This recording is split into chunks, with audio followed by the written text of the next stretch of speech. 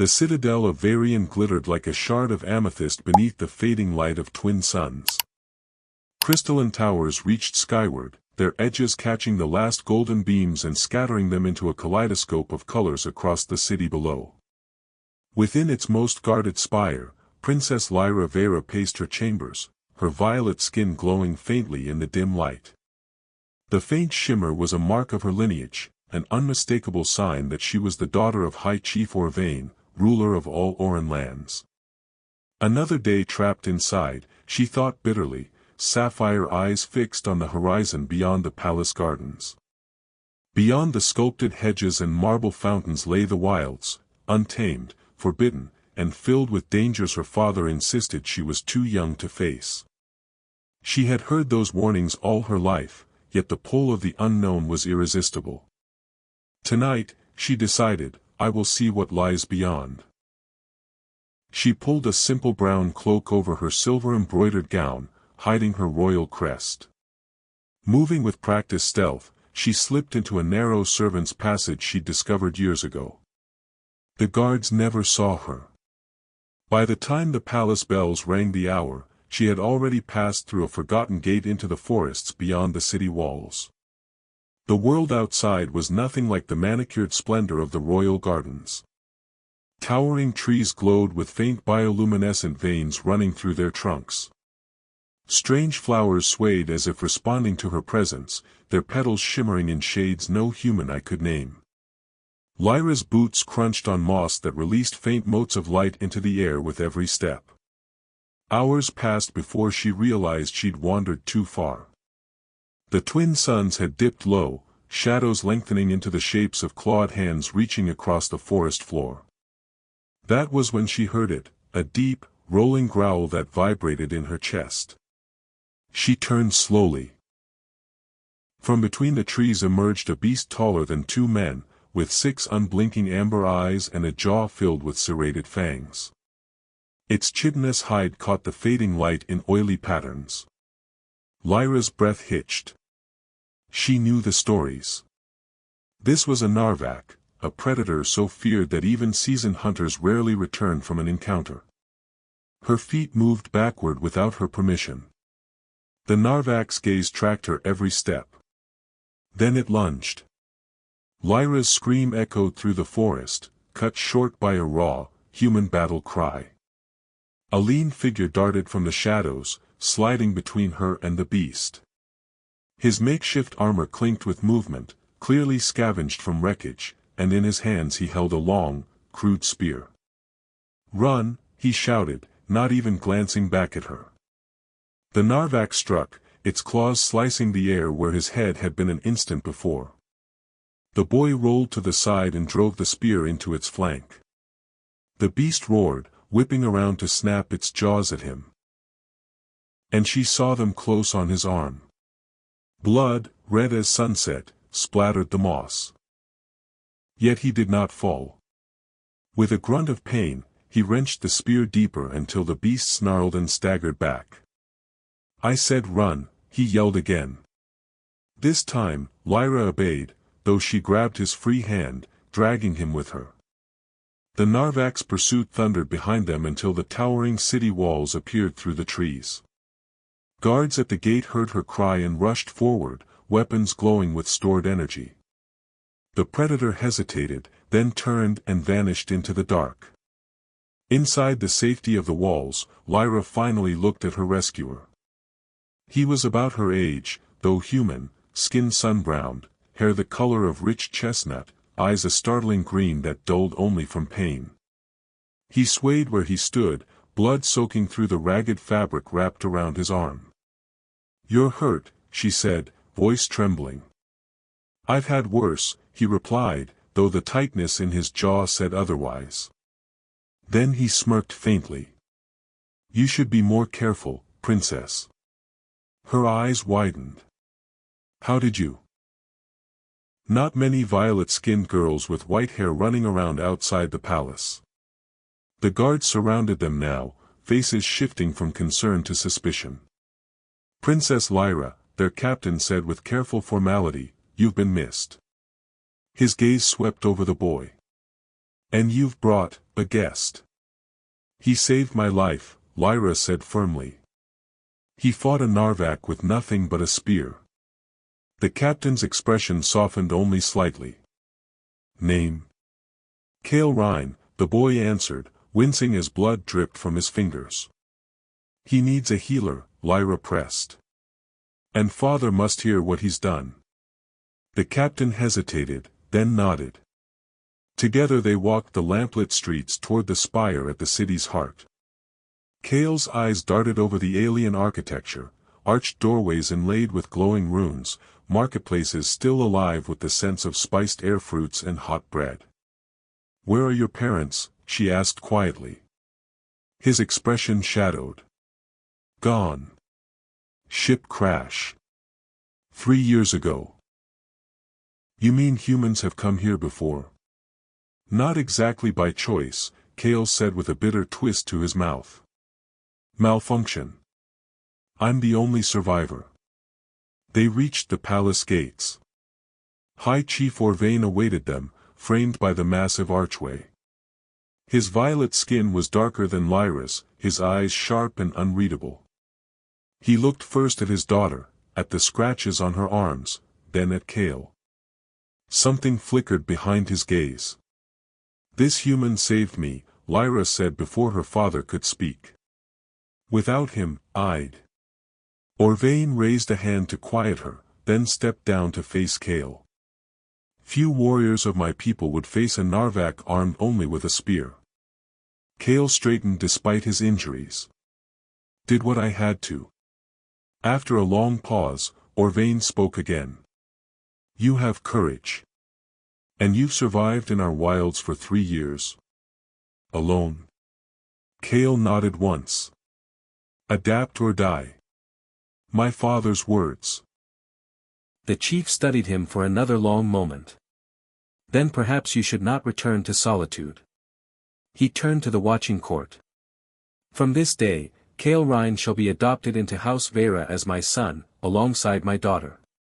Courage deserves a place in my family. The court erupted in whispers. Lyra's heart leapt.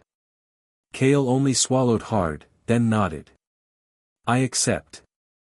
The training arena echoed with the clash of energy blades, each strike sparking against the other in a flare of bright blue light. Kale Rhine, no longer the lean and ragged boy who had once stumbled into the palace bleeding, moved with controlled precision. Years of training under Oran masters had molded his frame into something powerful, every muscle hardened by the demands of life in higher gravity. His opponent was no less formidable. Princess Lyra Vera, now 24, flowed like quicksilver in her movements.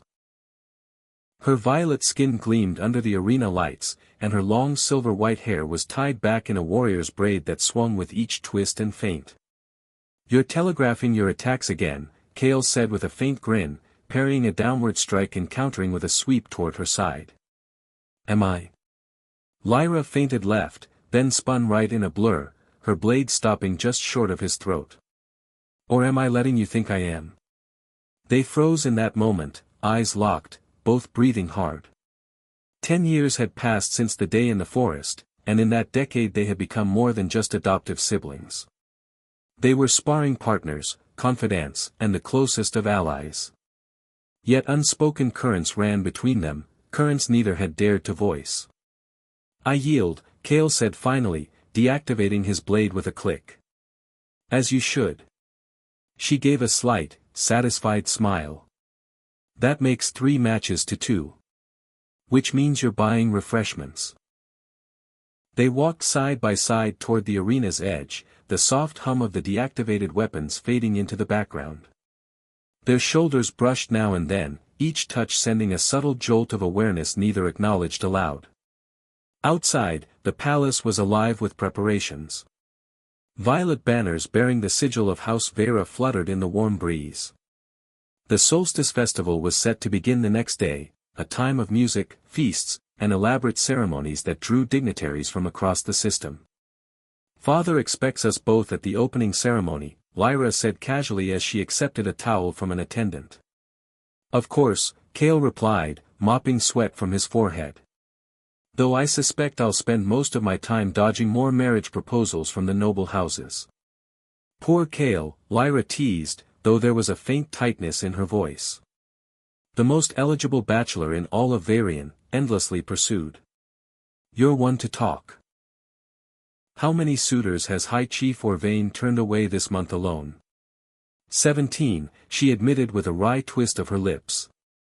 Each one more pompous than the last.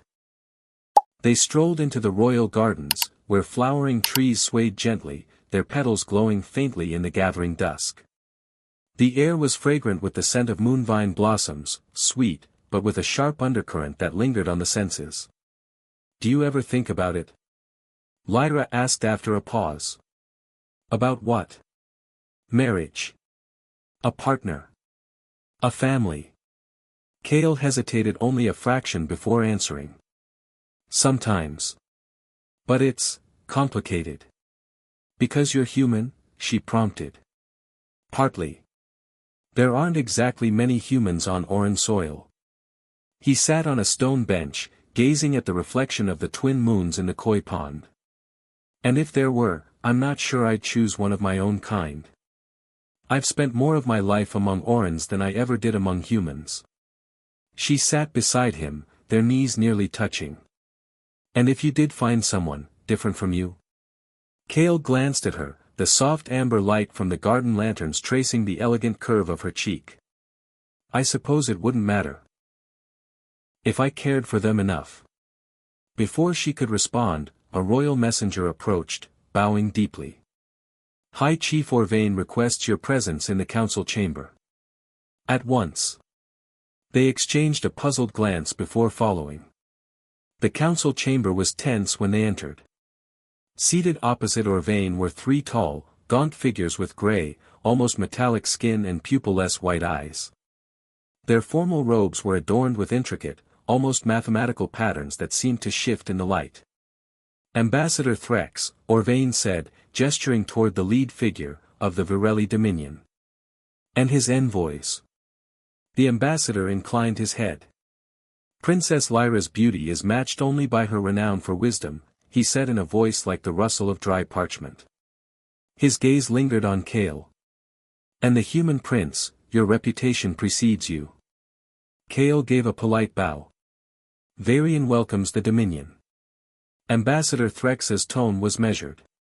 We come with urgent news. The Krell swarm has breached the Carillon defense line. 3-star systems have already fallen. Our calculations suggest they will reach Oran space within 6 lunar cycles.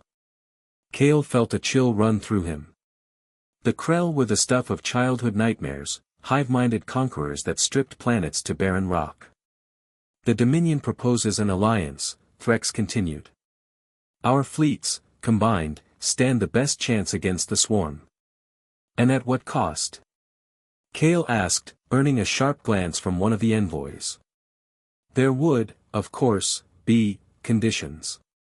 The ambassador's lips curved faintly. Our High Commander offers a union between our houses. Princess Lyra would wed his heir. The marriage would seal the alliance. Kale's hand tightened on the back of a chair before he caught himself. Lyra kept her voice level. That is a significant condition for such an arrangement. One that ensures our mutual survival, Threx replied. Beneath the table, Lyra's hand found Kale's. The contact was fleeting but enough to make his pulse hammer. Whatever was coming, it was clear to both of them, this was more than just politics. The royal chamber doors closed with a resonant thud, shutting out the Virelli delegation. Kale was already pacing like a caged animal, his jaw tight and shoulders rigid. You can't seriously be considering this, he said, his voice low but sharp as a blade. High Chief Orvain sat at the head of the chamber's long table, his violet skin catching the lamplight in muted glints. The Dominion's proposal offers protection for our people, he replied evenly. Protection we may desperately need if their intelligence about the Krell is accurate. At the cost of Lyra's freedom? Kale shot back. That's not an alliance, it's a ransom. Kale, Lyra began, but he cut her a quick glance, frustration plain in his eyes. They want to marry her off to a stranger, and in 2 weeks no less. That's not diplomacy. It's coercion. Orvain steepled his fingers. Political unions have secured peace for generations. This is nothing new. It's wrong, Kale said flatly. Lyra finally spoke, her voice calm despite the tension radiating between the two men. What are the exact terms? From the shadows near the door, Ambassador Threx stepped forward with a faint smile. Princess Lyra would be joined to Commander Varric's son, Saren, before the next lunar alignment. 14 days from now. Kale's head snapped toward him. 14 days. Barely enough time to prepare, let alone weigh the consequences. The Krell will not delay their approach while you deliberate, Threx replied, his tone smooth but with an undercurrent of ice. Lyra rose gracefully from her seat.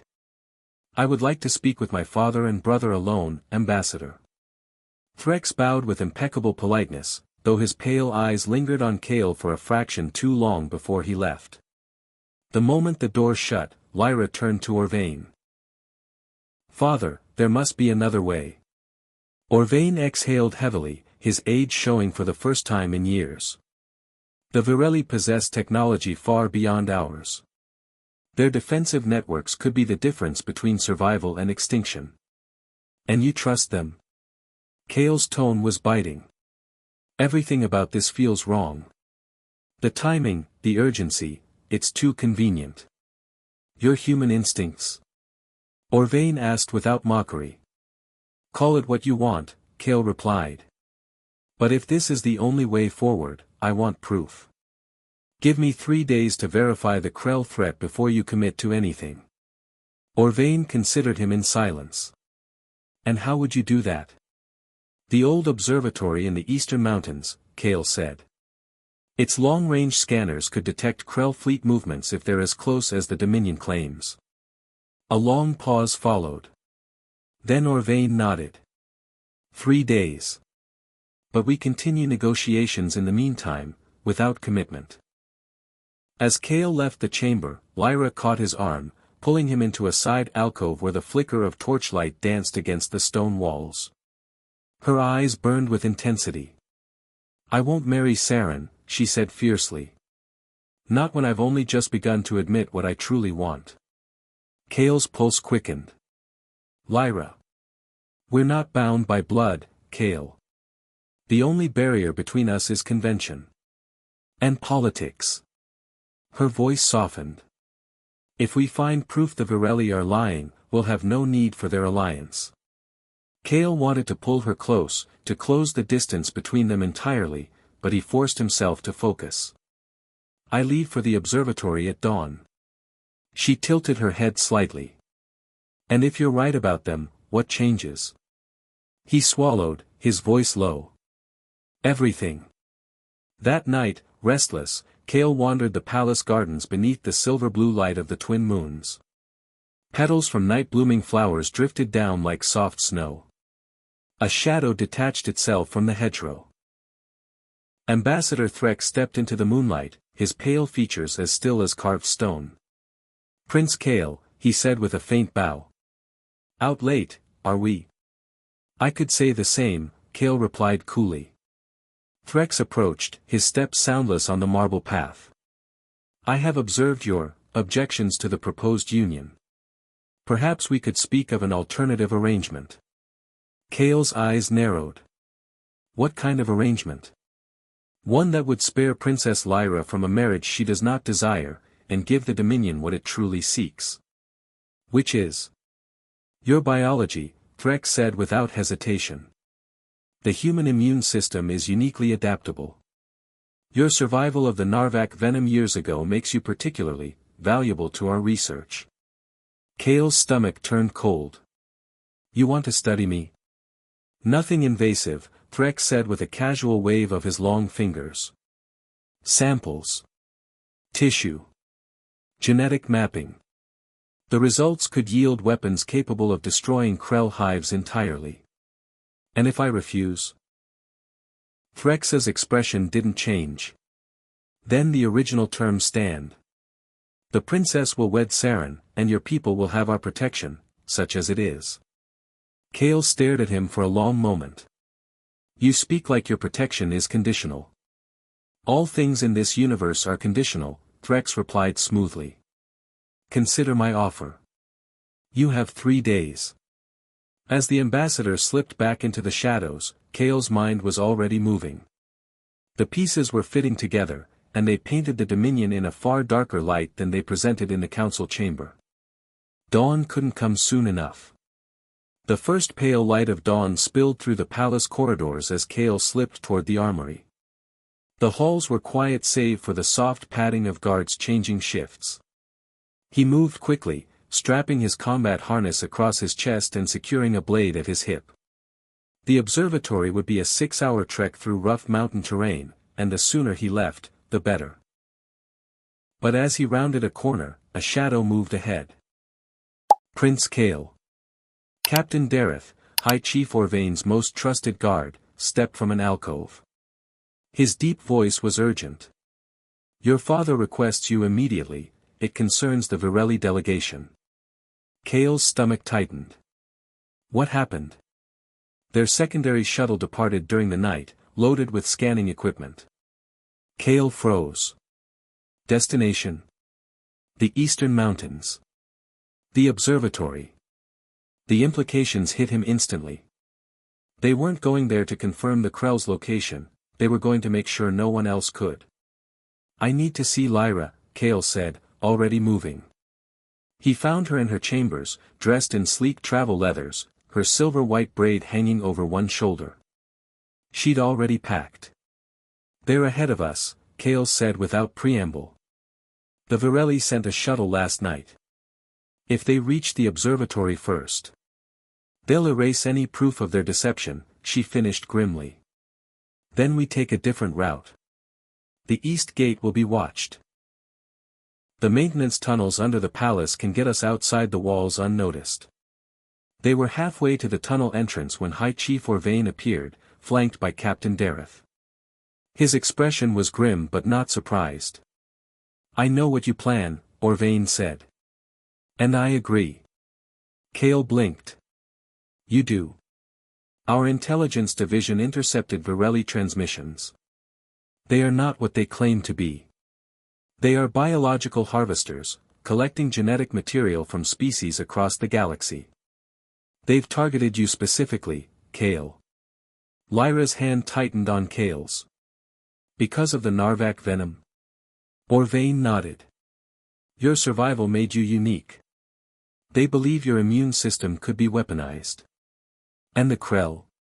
They're real, Orvain said, his tone like stone, but the Virelli control them. They use the swarm as a weapon, softening targets before moving into harvest. Kale's jaw clenched. So they plan to let the Krell tear through Oran defenses, then take what they want. Precisely. Which is why you must reach the observatory before they destroy or alter the signal they're using. If you can disrupt it, the Krell will turn on them instead. Orvain handed them both slim communication devices. Encrypted military channel. Once you have proof, signal me. I'll have our forces ready. The tunnels were narrow and dim, smelling faintly of damp stone. Kale led the way, his human eyes better adjusted to the darkness, until at last they emerged into the forest at the city's edge. The twin suns were just cresting the horizon, painting the canopy gold and violet. We can make the observatory by midday, Kale said. If we move fast. They moved in near silence, years of shared training allowing them to communicate with brief gestures and glances. But even with the urgency, Lyra's voice broke the quiet during a brief rest. Last night changed things, she said quietly. Kale met her gaze. It did. There's a word you told me once. From your world. Soulmates. A small smile tugged at his lips. I remember. I think that's what we are, she said. Before he could answer, the distant whine of engines cut through the forest. A Virelli shuttle streaked back toward the city. They've already been there, Kale said grimly. We need to hurry. The climb was grueling. The narrow path wound higher into the crags until the ancient dome of the observatory came into view. Its surface was dulled by centuries of wind and rain, and the entrance hung open, the security field disabled. Inside, the air was heavy with the hum of alien machinery. The original Oran systems had been modified, strange crystalline apparatus grafted onto the consoles. At the center stood a pulsating device, its glow rhythmic, deliberate. A quantum beacon, Lyra whispered. They're not just signaling the Krell, they're drawing them faster.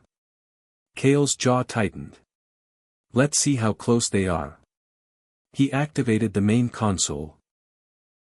A holographic map sprang to life above the table, stars and orbital lines shifting into focus. His blood went cold. They're not 6 cycles away, they're less than 1. Lyra's fingers flew over the controls. And look at this, Virelli's main vessel is in position to intercept something. Wait, this signal's tagged. It's a human ship, Kale. A research vessel from Earth. The realization slammed into him. They're after humans, too. My parents' ship wasn't the first. And this one won't be the last unless we stop them. A soft, dry chuckle sounded from the doorway. Ambassador Threx entered, flanked by 4 armed Virelli soldiers. How clever you are, Threx said, his pale eyes glinting. And how predictable. We wondered how long it would take you to see the truth. You'll never touch her, Kale growled, moving to shield Lyra. Primitive, Threx said, his voice almost indulgent. Take them alive. The human's regenerative traits are too valuable to waste. The guards advanced. Kale and Lyra locked eyes, the years of training and trust between them crystallizing into a single plan without a word spoken. Kale lunged first, drawing fire as Lyra slipped behind the main console. Energy bolts seared the air as he closed the distance, blade flashing in precise arcs. Now! Kale shouted. Lyra slammed her hand on the final command key. The beacon's hum deepened, its crystalline light shifting in hue. I've reversed the signal, she called over the noise. The Krell are coming for the Virelli fleet. Threx's calm fractured. What have you done? Given them a taste of their own hunt, Lyra said coldly. Threx raised his weapon, but Kale was already moving, slashing his palm with his own blade and flinging droplets of blood into the ambassador's face. The effect was instant. Threx shrieked, his skin blistering where the blood touched. Narvac venom antibodies, Kale said. Apparently fatal to Virelli. With the ambassador down, the remaining soldiers faltered. Kale cut them down in quick, efficient strikes, then turned to Lyra. Call your father, he said. Let's end this. She activated her calm, High Chief Orvain, it's done. We have proof. The Krell are en route to the Virelli fleet. Return at once, came Orvain's steady reply. And be careful, there may be more of them in the city. Kale looked once more at the map, at the human vessel just beyond the system's edge. 10 years since he had seen another of his kind, and now, one was near enough to touch. 1 lunar cycle later, the grand hall of the Oran Palace blazed with light. Every crystal chandelier shimmered, casting jeweled reflections across the gathered dignitaries. The air was heavy with the scent of moonvine blossoms and the low murmur of voices in a dozen languages. At the center, High Chief Orvain stood on the ceremonial dais, his violet skin gleaming beneath the great seal of House Vera. His deep voice carried effortlessly through the chamber. Today marks the dawn of a new era, he declared. The Virelli Dominion's treachery has been exposed, their fleet destroyed by the very Krell they sought to control. Our world stands safe, because of the courage of my children, Princess Lyra and Prince Kale. A ripple of applause swept the hall. Near the front stood Captain Sorella of the Earth research vessel Horizon, her crisp uniform adorned with the emblem of the United Terran Alliance. She inclined her head respectfully toward Kale. When the Horizon answered a distress signal from this system, she said, her voice clear and precise, We never expected to find a human who had survived here for over a decade, nor one who would help save an entire world. The intelligence Prince Kale provided on the Virelli and the Krell will safeguard countless colonies. Kale stood beside Lyra, their formal attire a deliberate fusion of human and Oran tradition. His tailored deep blue coat bearing silver accents, her flowing gown woven with tiny threads that caught the light like starlight on water. Orvain raised his hands for silence. As is our custom, it is time to name my successor. I name both Princess Lyra Vera and Prince Kale Rhine, my children in blood and in choice, to rule together when my reign ends. A united crown, bridging two peoples. Gasps echoed through the hall before dissolving into applause. Lyra's fingers tightened around Kale's, the gesture both personal and unmistakably public. Captain Sorella stepped forward, smiling faintly. Earth recognizes this union and pledges full alliance to Oran sovereignty. Our worlds will stand as partners. Kale leaned slightly toward Lyra, his voice a low murmur only she could hear. Not bad for an orphan who got bitten by a monster. Her lips curved in mischief. Not bad for a princess who decided to keep him. That night, in their private quarters, they stood on the balcony overlooking the city. The twin moons bathed Varian in pale silver light, the streets below alive with festival lanterns. I've been thinking about the first day we met, Lyra said, leaning into him. The Narvak, the forest. I was terrified. So was I, Kale admitted. But running away never crossed my mind. That's the difference between humans and most others, she said softly. Your stubbornness. Your courage. It's why the Virelli feared you, and why she paused, catching his gaze. Why I love you. Kale turned her gently to face him, hands cradling her jaw. 10 years ago, your father took in a broken boy with nothing but a spear. Now that boy knows exactly where he belongs. He kissed her, and the city below erupted in fireworks, bursts of violet, gold, and silver that lit the sky. In the royal archives, a new crest was etched that night, the sigil of House Vera, now paired with the emblem of Earth. Beneath it, an inscription read.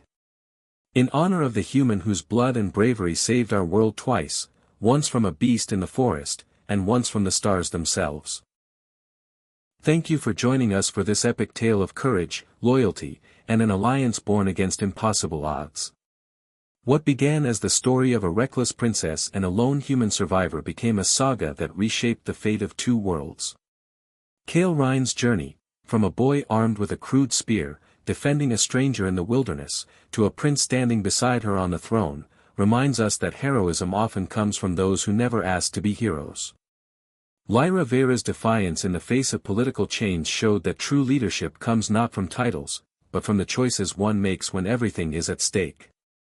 Together, they faced a threat that could have ended civilizations.